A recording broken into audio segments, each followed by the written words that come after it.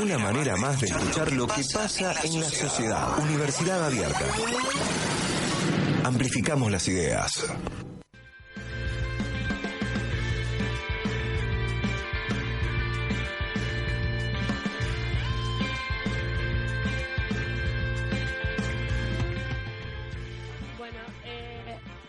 Son las 4:10 de la tarde, seguimos con nuestro programa. En este bloque vamos a estar hablando de lo que pasó el sábado en la Marcha Mundial de la Marihuana. Nos va a estar acompañando el doctor Carlos Laje. Hola, Carlos, ¿cómo estás? Hola, ¿qué tal? Bueno, buenas tardes y gracias por el espacio. Bueno, vamos a estar contando primero un poquito de lo que fue la marcha. La marcha es una iniciativa que comenzó por el año 1999 y se fue realizando simultáneamente todos los primeros sábados del mes de mayo en varias ciudades del mundo. Bueno, esto sucedió el último sábado. En Argentina, las provincias que se sumaron a la convocatoria fueron la ciudad de Córdoba, Buenos Aires, Río Negro, Neuquén, Mendoza, Entre Ríos, Misiones, Chaco, Santa Fe y Tierra del Fuego. Y bueno, tuvo una bastante convocatoria. Se realizó la convocatoria a las 14 horas en el Parque de las Heras y la marcha terminó en el Patio Olmos. Decime, Carlos, ¿ustedes participaron de la marcha? Sí, por supuesto. Nosotros somos parte de un, se podría decir, observatorio de cannabis de Córdoba, donde lo que un grupo de profesionales y gente que está interesada en investigar y en descubrir más sobre los usos de la planta, hacemos una revisión tanto medicinal, industrial como recreativa del cannabis. Muy bien, bueno, también contamos que Carlos forma parte, o sea, es coordinador de Mamá Cultiva Córdoba. Queríamos que nos cuentes un poco de qué se trata Mamá Cultiva, hace cuántos años funciona, cuál es su trabajo. Bien, lo que habría que dejar en claro es que en Córdoba hay muchas organizaciones. Primero, me parece muy importante reivindicar la figura de los cultivadores. Los cultivadores han sido los que en estos últimos 15, 20, 25 años han sostenido desde el punto de vista recreativo, pero han sostenido a miles de familias que han necesitado del aceite de cannabis para paliar una enfermedad o para mejorar su calidad de vida. Mamá Cultiva Córdoba es una de esas organizaciones. Entonces a mí me interesaría más hablar sobre lo importante que es que todas las organizaciones que están hoy trabajando en Córdoba confluyan en la marcha, confluyen en actividades tanto en la calle, como actividades en los claustros, como actividades en las universidades, en las facultades, en los laboratorios, para ver de qué se trata esto de la investigación de una planta que hace aproximadamente unos 100 años es prohibida, y que la pregunta que nos hacemos nosotros constantemente es cómo la ley de drogas prohíbe la investigación de la planta. Eso es lo que más nos llama la atención, por lo menos a los profesionales médicos y a los profesionales del equipo de salud. Mamá Cultiva en realidad lo que hace es asesorar, o lo que hace es dar información a todas aquellas mamás que tienen fundamentalmente hijos con epilepsia refractaria, que es una de las enfermedades que el cannabis mejora la calidad de vida en los chicos que convulsionan repetitivamente. Bien, bueno, con respecto a esto, queríamos que nos comentes un poco cuáles son los usos del cannabis medicinales que se han descubierto hasta ahora. Bueno, en ese sentido es interesante tu pregunta porque está como de moda, se ha puesto como de moda la palabra cannabis medicinal. Si uno se remonta a más o menos unos 10 años, un país de los que, entre comillas, se denominan del primer mundo, como lo que puede ser Estados Unidos e Inglaterra, tienen legislado el uso del cannabis medicinal, y lo tienen no solamente legislado, sino que también se vende en las farmacias, tanto de algunos estados de Estados Unidos como en Inglaterra. Podemos dar un nombre comercial para que la gente lo busque, que se llama Sativex. El Sativex se usa fundamentalmente para pacientes con HIV para aumentar el peso. Entonces, lo primero que nosotros tendríamos que decir es, el cannabis es medicinal, no estamos descubriendo nada, no hay que hacer ningún estudio multicéntrico en Córdoba, en Argentina, ni en ningún lugar del mundo para decir que sí es medicinal. Entonces, primero, nosotros estamos en contra de fragmentar a la planta. La planta hay que investigarla en todo lo que la naturaleza produce en ella, ya tanto sea recreativo, medicinal como industrial. No da el tiempo ahora para hablar de las tres cosas, pero de lo medicinal es una cuestión muy simple. Lo ilegítimo no tiene que ver con lo legítimo desde el punto de vista que si yo tengo un niño que está medicalizado con 8 y 10 medicamentos antiepilépticos, con una epilepsia refractaria, con el consentimiento del neurólogo, de la posibilidad del uso del cannabis en sus formas de uso, que en este sentido es con aceite de cannabis.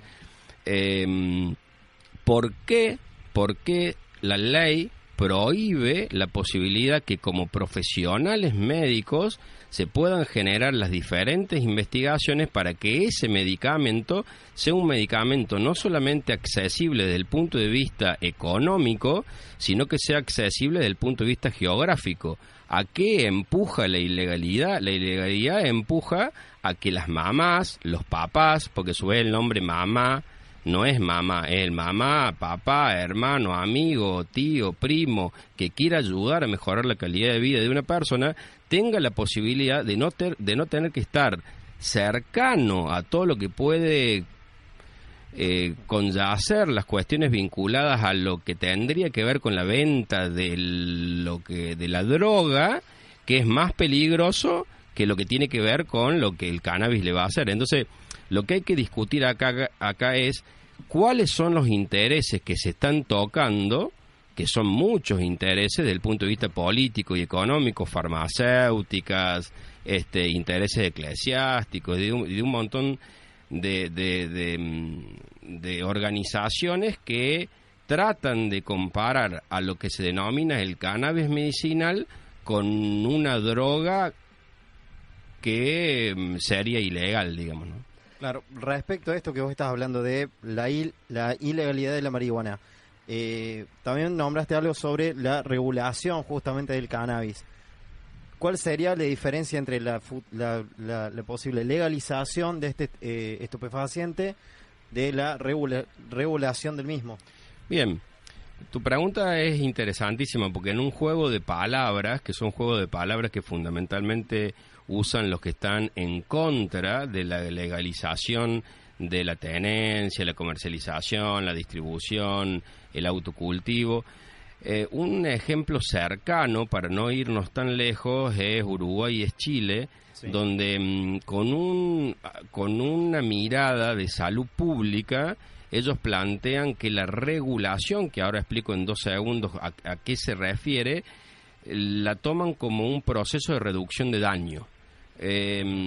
La regulación significa que yo a una droga que se produce desde una planta pueda regularla, cuáles son sus usos.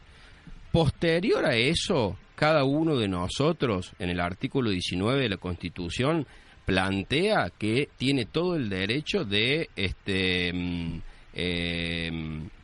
utilizar cualquier sustancia. Entonces lo que nosotros planteamos es que esto tiene que salir del ámbito individual. La despenalización permitiría que cualquiera de nosotros tengamos una planta en nuestra casa, y lo que nosotros planteamos es que la regulación regula el mercado. Entonces ese mercado es el que permite que a una persona que lo necesita le llegue esa medicación, no la droga como uso recreacional.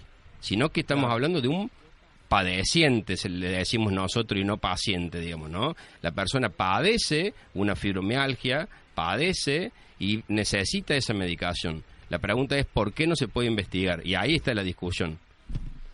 Claro, perfecto. Bueno, vamos con un temita, Carlos, ahí enseguida continuamos.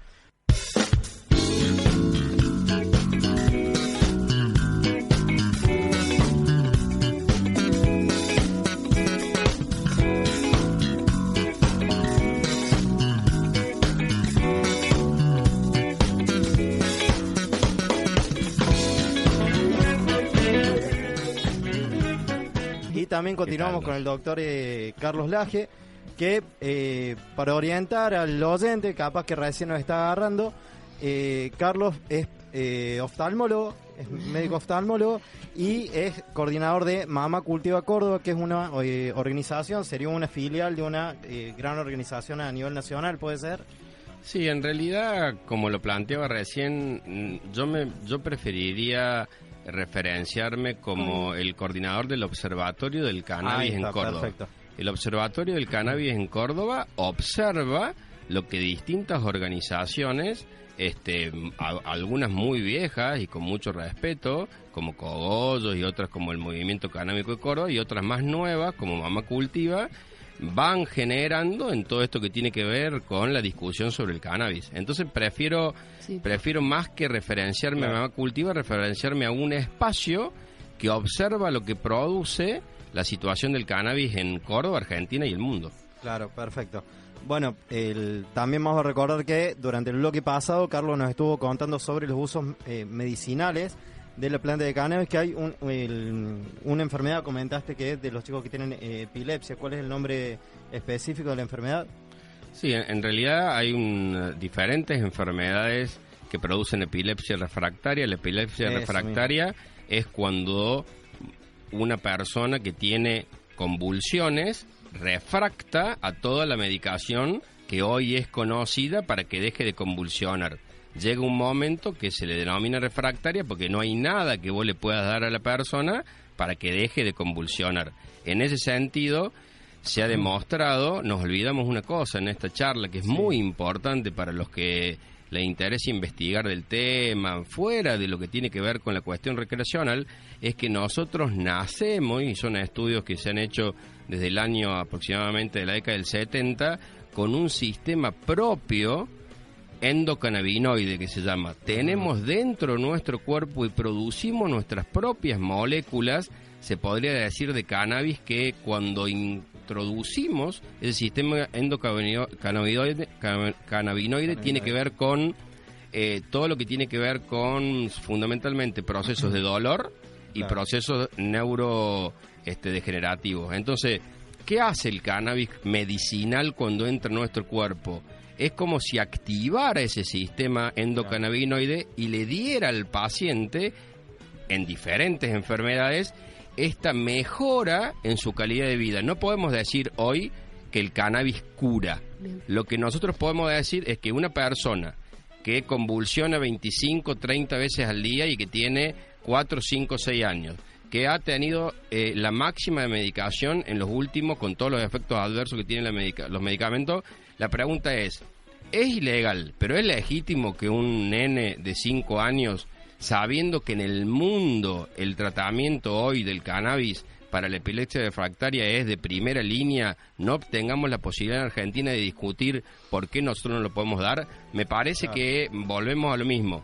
Es importante, más lo que somos papás, que tenemos hijos que tienen enfermedades y somos a su vez médicos, en mi caso una hija que necesita cannabis, ahí ya en una de las conferencias en la que he estado, una mamá me preguntó, ¿qué haría usted si tiene un hijo con un cáncer y le dijeron que el cannabis le puede hacer bien? Y la contestación mía es, se lo tiene que dar. O sea, porque ya la cuestión no tiene que ver con si es legal o ilegal.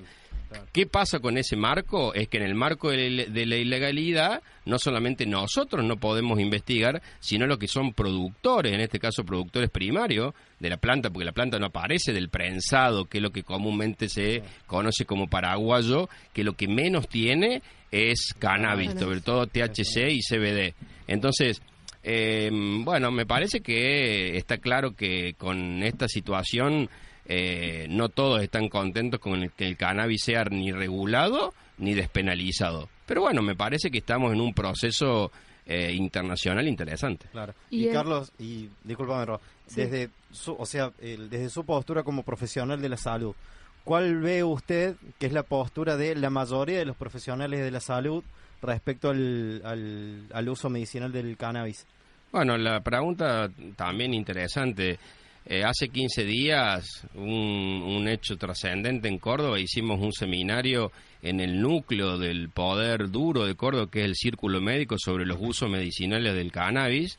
Eso lo pueden ver por internet. Sí, la reunión científica del rol del cannabis en la práctica médica, ¿puede ser? Exactamente, y en realidad ya eso es un avance muy grande. Yo siempre hablo que el cannabis no es una responsabilidad, no es una cuestión de los médicos. Para que ustedes se den una idea, existe un equipo que se llama el equipo de salud, conformado por 18 profesiones. Es más, ustedes también están en esas profesiones, los comunicadores, donde están los enfermeros, fisioterapeutas, kinesiólogos, odontólogos.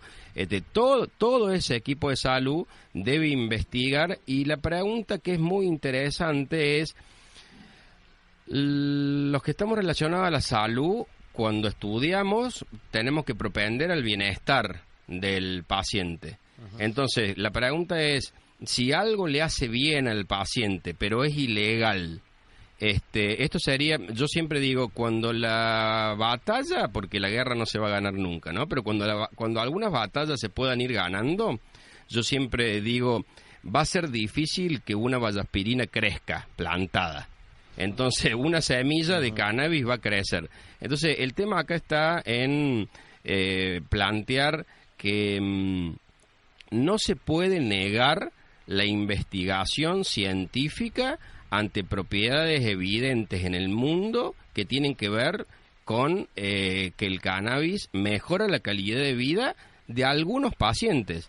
Tampoco hay que caer en el otro extremo, que algunos se hacen llamar pai o se hacen llamar gurú, que plantean que el cannabis les va a resolver los problemas que no le resuelve la propia existencia, digamos, ¿no? Entonces, en ese sentido, es una cuestión también de lógica, de método científico, digamos. No es que estamos dando o pidiendo investigar cannabis porque tenemos algún alucinación mística que nos plantea que el cannabis te va a funcionar. Entonces, en ese sentido, nuestro planteo es estrictamente profesional, que en esa profesionalización interactuemos con los diferentes mundos relacionados al cannabis. Creo que es donde está la riqueza, porque a su vez una persona que hace 20 años que cultiva tiene un conocimiento de las diferentes cepas, de las diferentes cantidades de THC y CBD, porque depende de la enfermedad. Vamos a poner un ejemplo: el CBD no tiene propiedades alucinógenas, el THC sí. Hoy hay semillas que producen, desde el punto de vista que se llaman feminizadas, producen solamente CBD. El CBD es el que se usa fundamentalmente en la epilepsia refractaria. Entonces, vos no le estás dando a una persona THC, que lo que le puede producir es algún tipo de alucinación. Entonces, el planteo que nosotros hacemos es, hay que regular, porque si no estamos dejando a la libertad del mercado a que cualquier persona se diga que cura con cannabis. Bueno, evidentemente, cuando pasa eso, no sabemos la trazabilidad que hay adentro del frasco de cannabis, si eso es cannabis. Entonces, en ese sentido, me parece que es muy interesante, y a espacios como el que ustedes plantean, sobre todo de la juventud, digamos, ¿no? Hoy, uno le pregunta a un chico de 12, 14 años, cosas vinculadas sobre la marihuana, sabe más que cualquiera de nosotros. Sí. Entonces, esta es una cuestión de tiempo. El problema es que en ese tiempo hay personas con Alzheimer, personas con Parkinson, hay personas con glaucoma. ese otro tema interesante, la disminución de la presión ocular con el cannabis. Fíjense ustedes, una enfermedad que no duele, que no da síntomas, mejora con el cannabis disminuyendo la presión ocular. Entonces, se creen que hay más de 3.000 propiedades del cannabis. Hoy estamos discutiendo sobre una cosa que me parece que está de moda. Pero bueno, me parece que hay que plantearlo en los lugares correctos. Creo que es muy importante que los profesionales del equipo de salud y los médicos, sobre todo, tomen participación en los lugares como pueden ser el Congreso. Claro.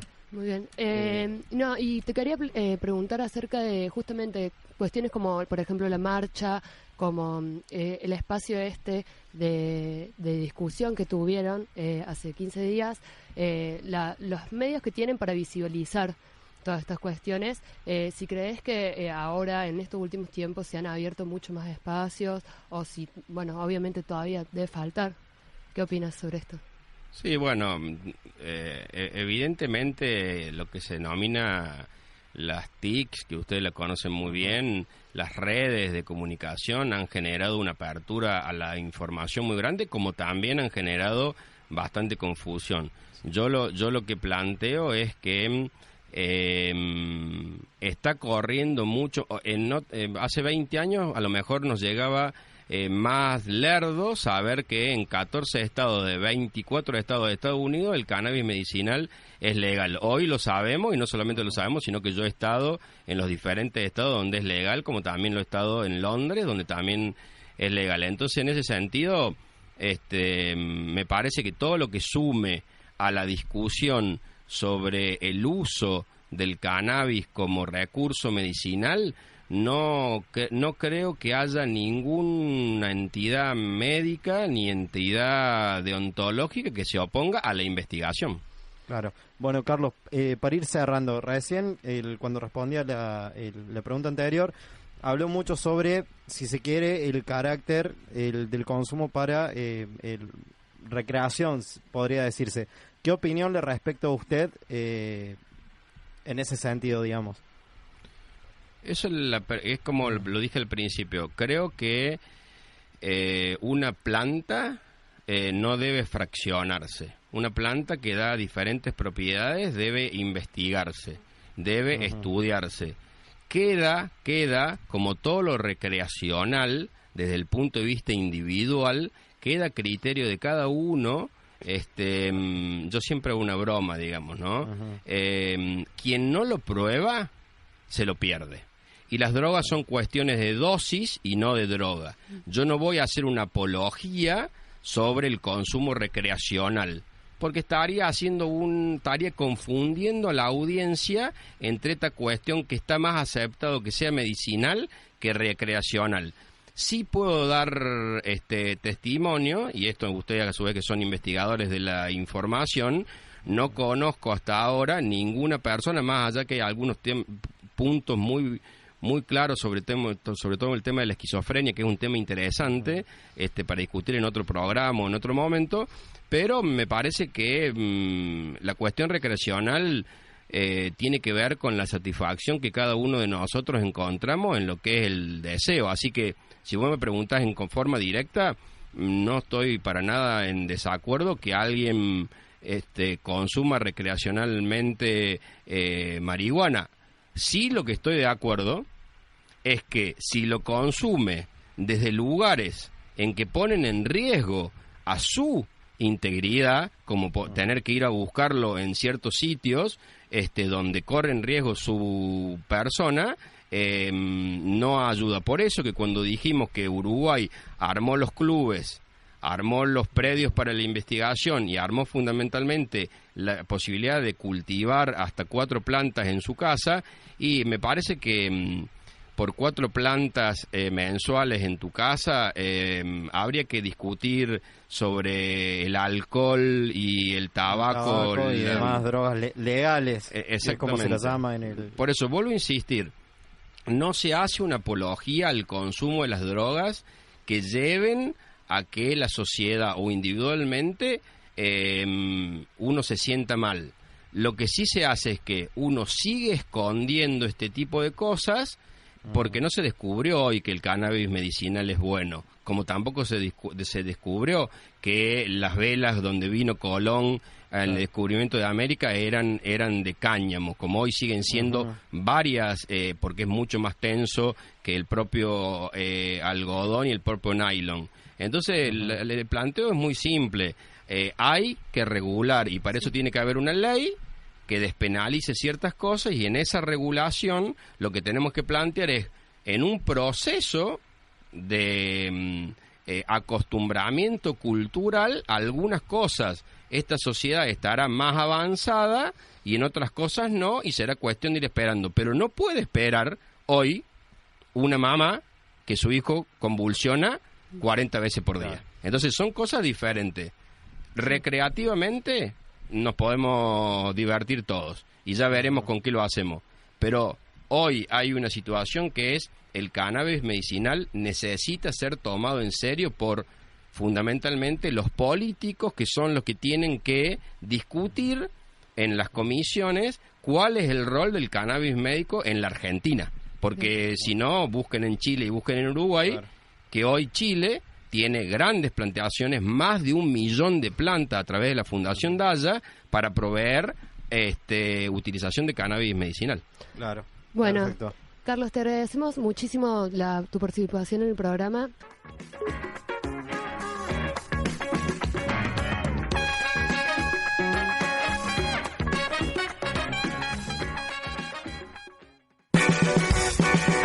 Diálogo no impone. Construye.